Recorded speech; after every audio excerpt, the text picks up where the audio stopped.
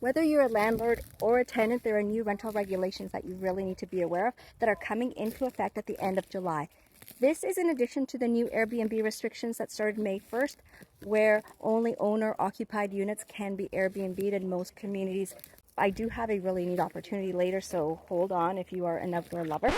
The new rental rules that are coming into effect at the end of July, these are the key ones that you should be aware of, whether you're a tenant or a landlord. The first one is, if you get a notice to vacate, currently as a tenant you have 2 weeks to dispute it. That is going to increase to 30 days. The second one is that if an owner or a family member wants to move into a rental unit, the amount of notice they need to give tenants is going to increase from 2 months to 4 months. This is huge, especially for all of you realtors. Be aware of this, because if a buyer wants to move into a new home they've purchased for them and their family and it's tenanted, it will require 4 months notice.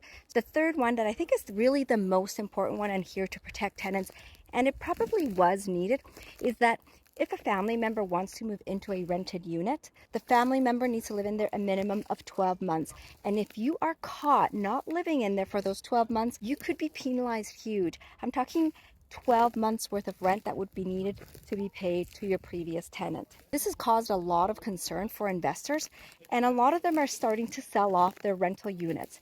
We don't know what the unintended consequences may be from this, because investor dollars help us create more housing. So it's a really important part of the current system. But where can investors go? A lot of them are going to start moving south into the US. A lot of them are moving into commercial.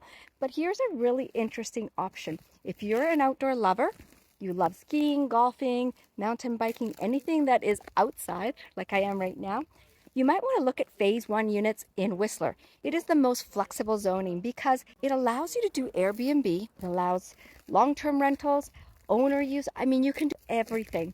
You're probably not going to cash flow if you do the minimum 20-25% down, because we know real estate is really expensive.